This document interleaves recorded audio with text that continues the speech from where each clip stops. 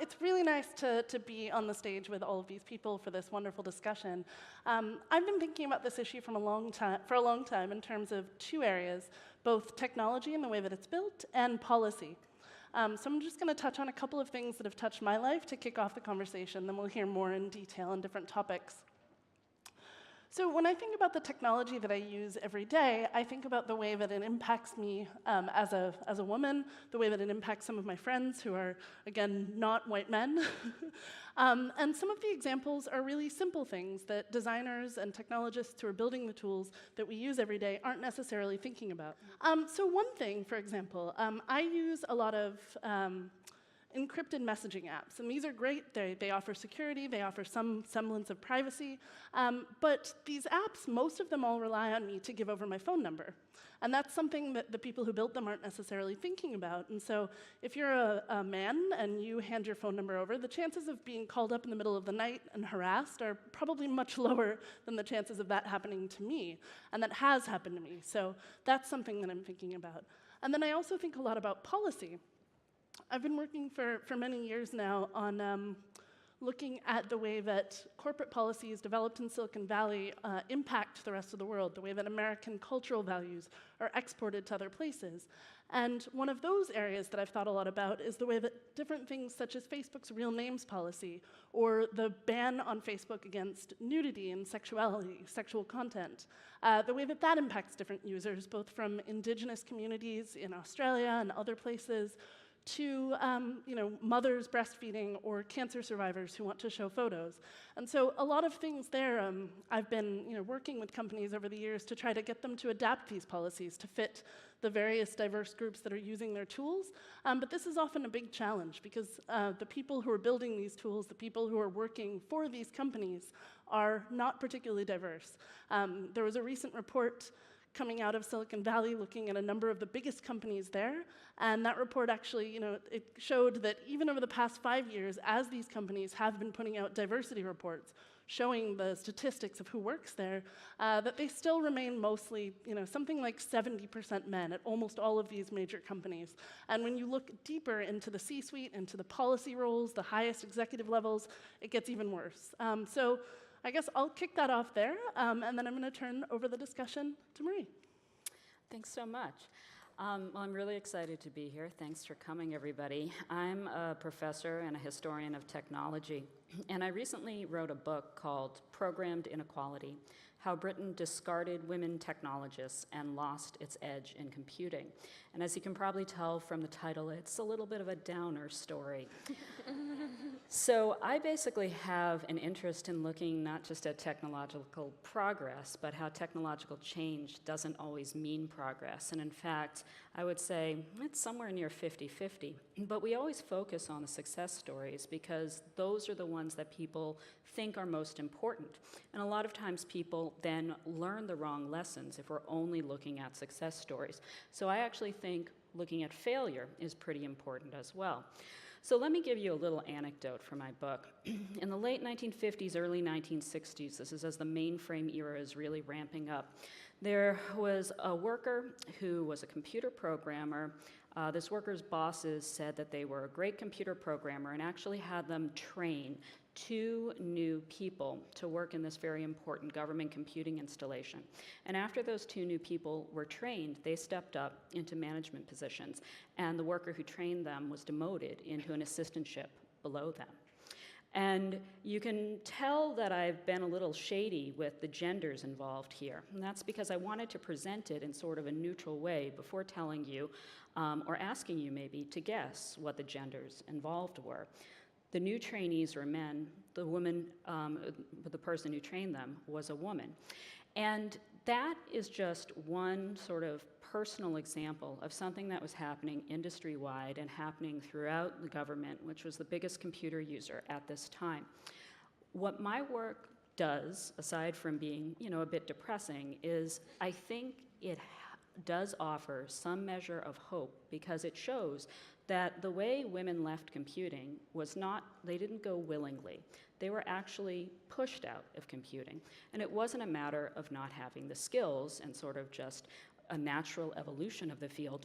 It was actually a concerted effort and an intentional change.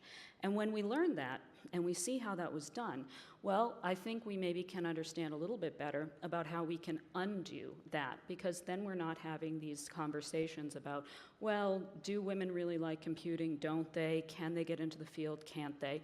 Because we already have the history of women being computing pioneers and leaving the field, not because they wanted to, but because they were told this is no longer work that is okay for you to do. And it didn't have to do with skills, it had to do with power.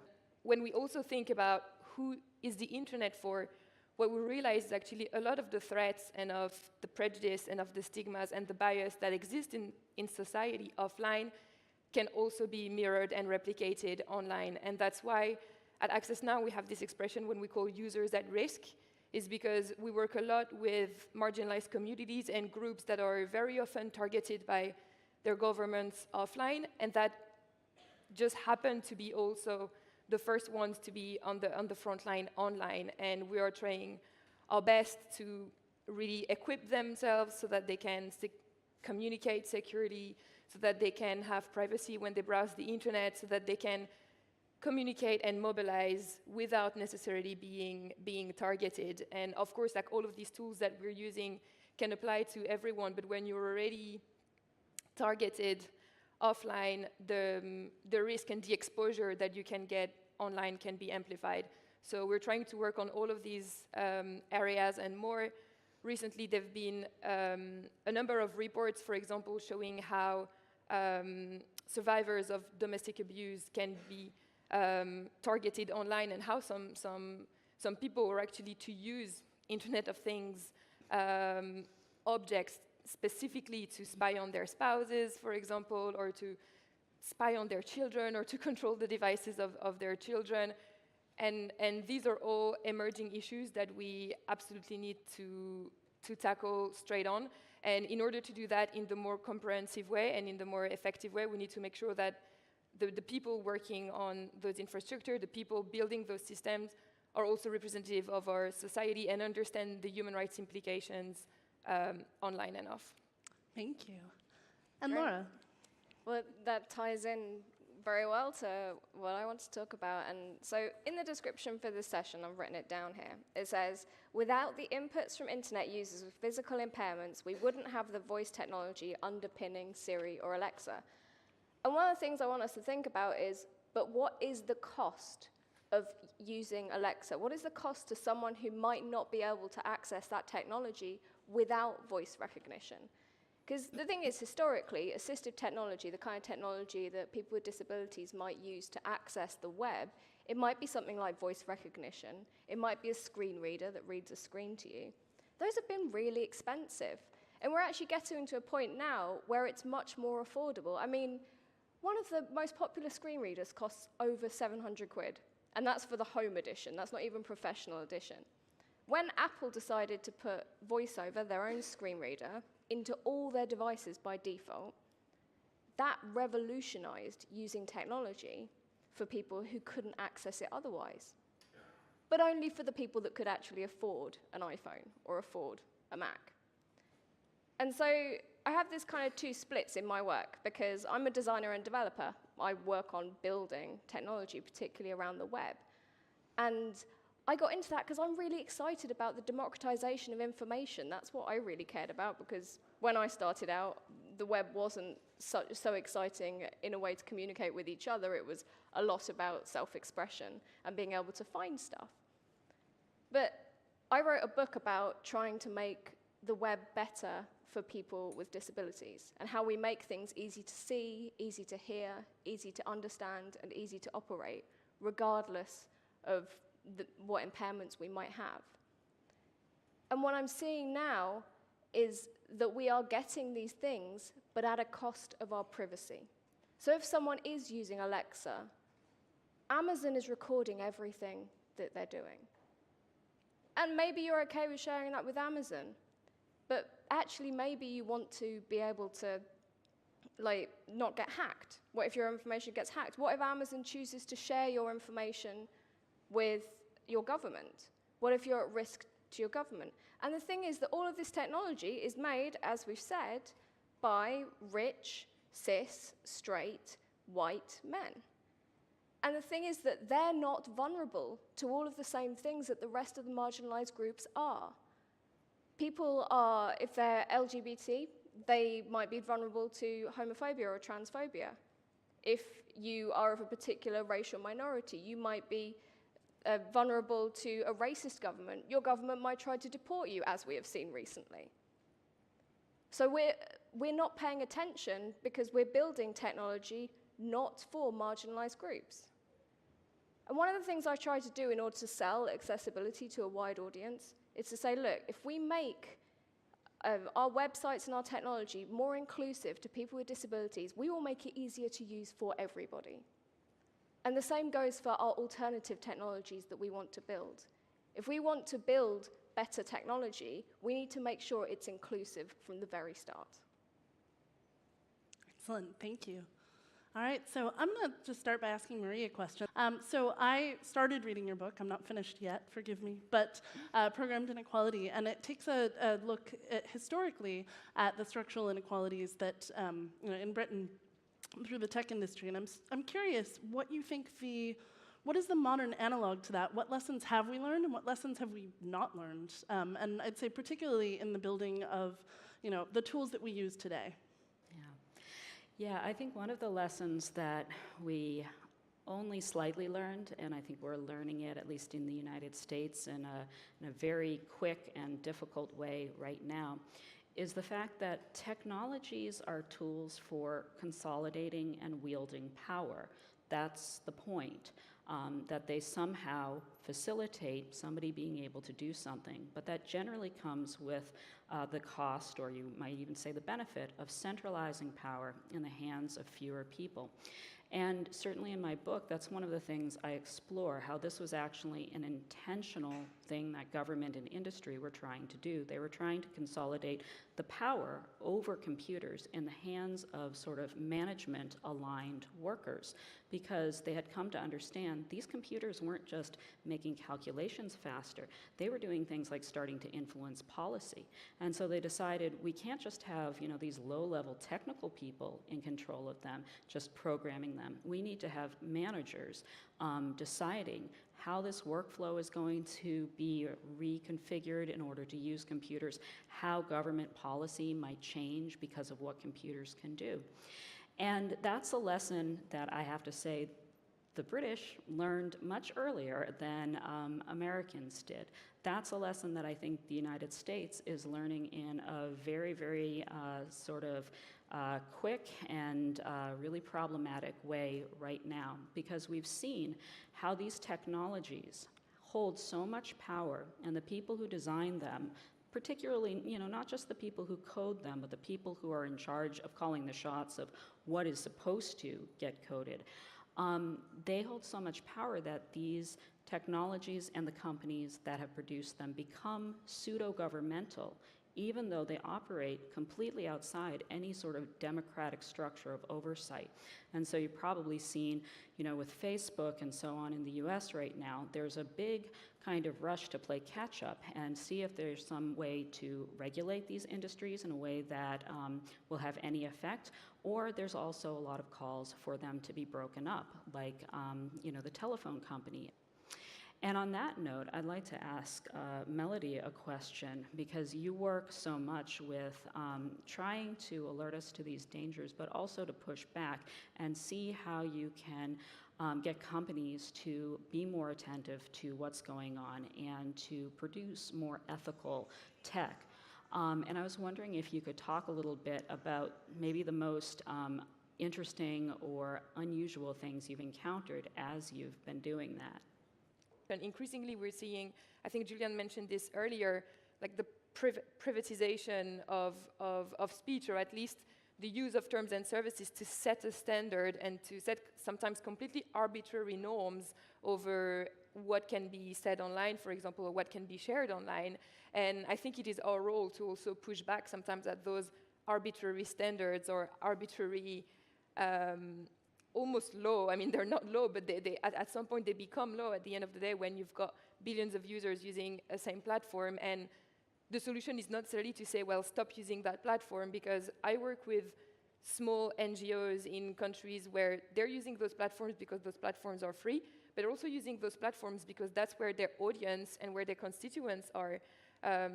At Access Now, we've got a helpline, and a lot of the cases that go through the helpline are people who have problems with activists or journalists, human rights defenders, who have problems with their Gmail account, who have problems with their Facebook account, whose Twitter accounts have been compromised or hacked, sometimes by state authorities and so on.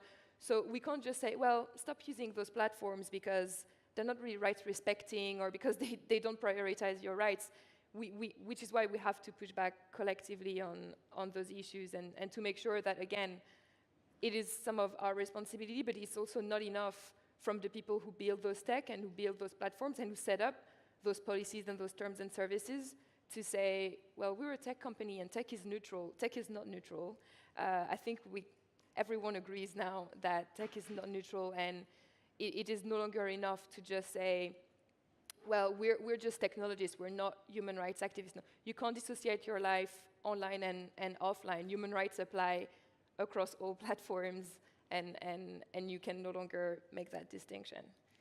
So now I'm the one asking a question to Laura, and I saw you taking lots of notes, and I know you work a lot on privacy, and you already touched on a lot of the work that you do around this. I was wondering, what are the alternatives, actually, when we know that there are lots of flaws in the internet as we use it today and the tools that we use online. So what are the alternatives? What are, I don't know, like the great privacy standards? What can users do if they want to protect their data online? I think the first thing we need to do in order to understand when we're looking for alternatives is what are we looking for an alternative to? We've got to understand what the problem is. And really what a lot of this boils down to is the business model of mainstream technology, which is what we call surveillance capitalism. What it does is it's monetizing your information. That's why we're not paying for these services. They're free because they're making money by profiling us and by saving our information and perhaps using it to produce advertising, but perhaps selling it on to insurance companies and people like that, and sort of building up these big data stores all about us, of which we have no control over. We have no way to correct it if it's wrong, and we don't know how it can be used against us. We don't know how those different bits of information about us can be put together for someone to know something about us that maybe we don't even know about ourselves. And so when we're looking for alternatives, what we do have to focus on is finding things that are privacy respecting. But that's really difficult because a lot of the tools out there are really kind of nerd tools for nerds.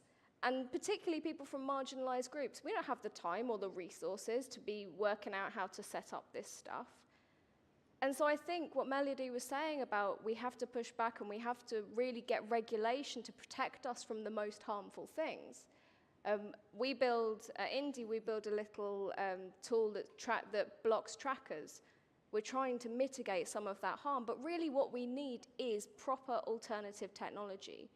And we need to try to support and fund that alternative technology when we find it. Use things like DuckDuckGo instead of Google for search. That's a really great alternative. Use an email service from a small provider that's not Gmail. So you're not getting Gmail and the people making apps for them reading all of your email. And so just trying to find, and not expecting that we're going to find one other big company, one other big god who's going to make wonderful technology for us. We will have to rely on many smaller companies to work that stuff out for us. And so that leads me to my question for you, Jillian.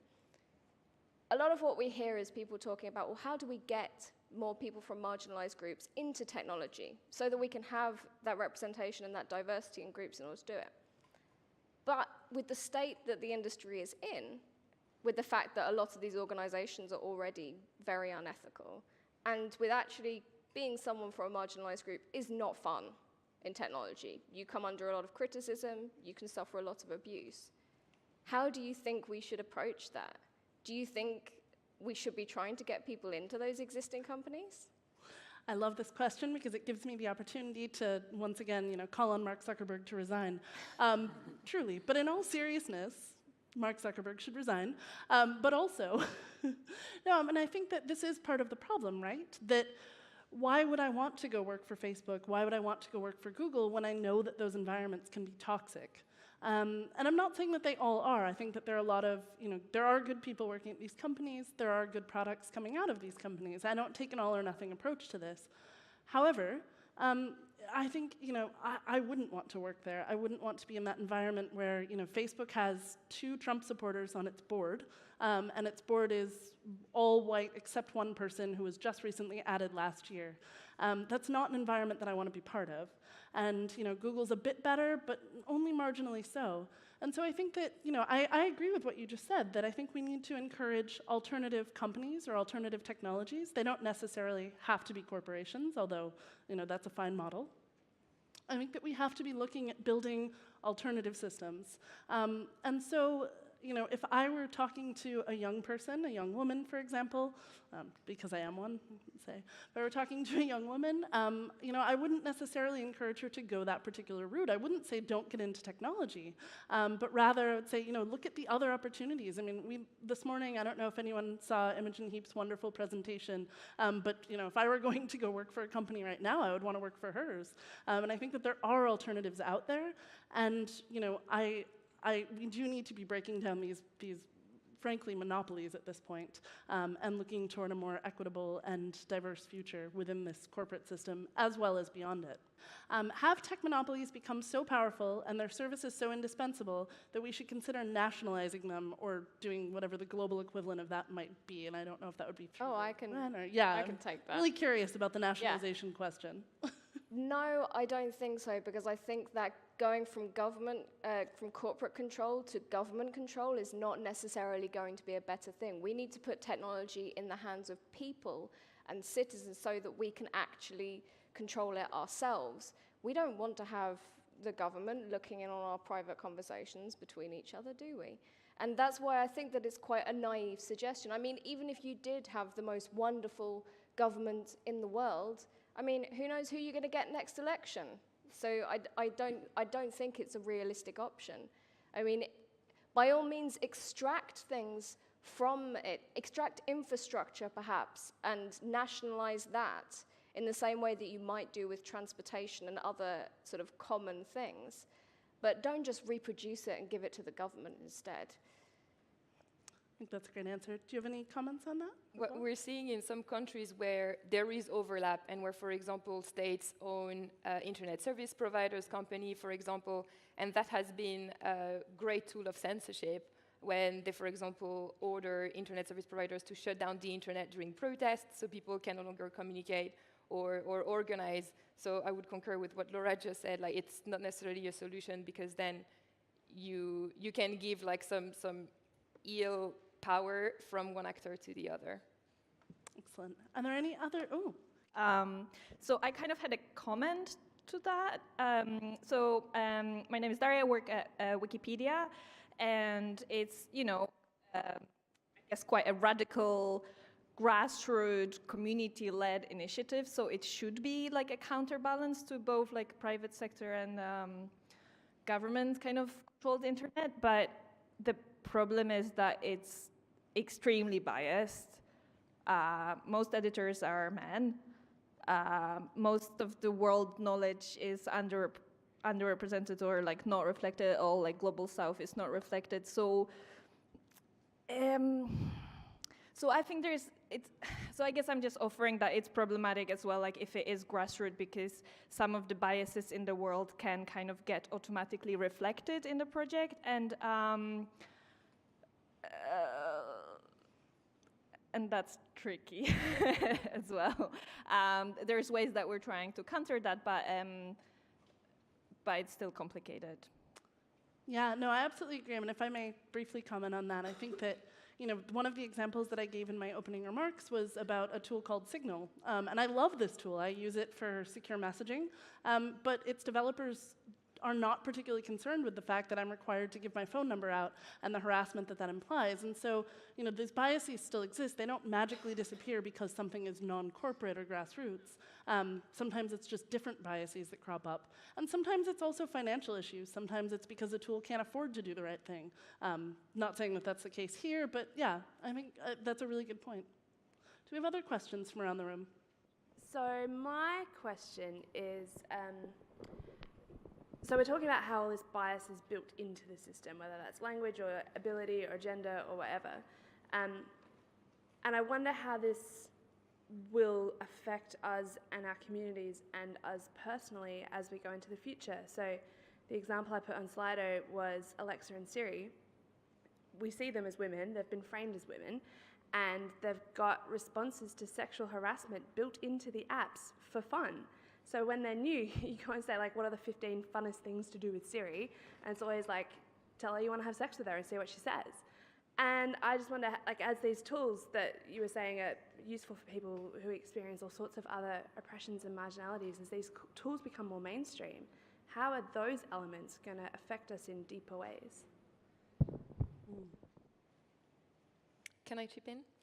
Go for it. And ruthlessly chip an initiative that we launched actually earlier this year, which is called the Toronto Declaration, and which is declaration about human rights and emerging technologies, and especially artificial intelligence, where we're basically asking governments, companies, everyone involved in that space to embed human rights by default when they develop those tools. And again, we think that the earlier we think about those issues, the earlier we can tackle those bias, those stigmas, and those inequalities that exist offline, and make sure that they're not being replicated online. And I know that this came about in the US, but also in the UK, when we were noticing that some AI and some database that were feeding AI monitoring systems were profiling and discriminately targeting people of color, for example, and by the police. So immediately, I think that when you integrate human rights by default, and when you integrate non-discrimination by default, it obviously can contribute to tackle those issues firsthand. Excellent. And do we have any other questions in the room? We can also, so many. Excellent. How about over here? Hi, thank you. That was really great. I was just thinking to myself and wondering if you have any thoughts. It just feels like it's just that if we don't solve the problem in the real physical world, then there's no way to solve the problems like online, because they all seem to trigger from the people who are working on them. So I'm just wondering if you kind of work on that, or kind of have any perspective on that. I think that's a great question. So about solving the problems in the physical world that sort of eke into the tech ecosystems and internet development ecosystems.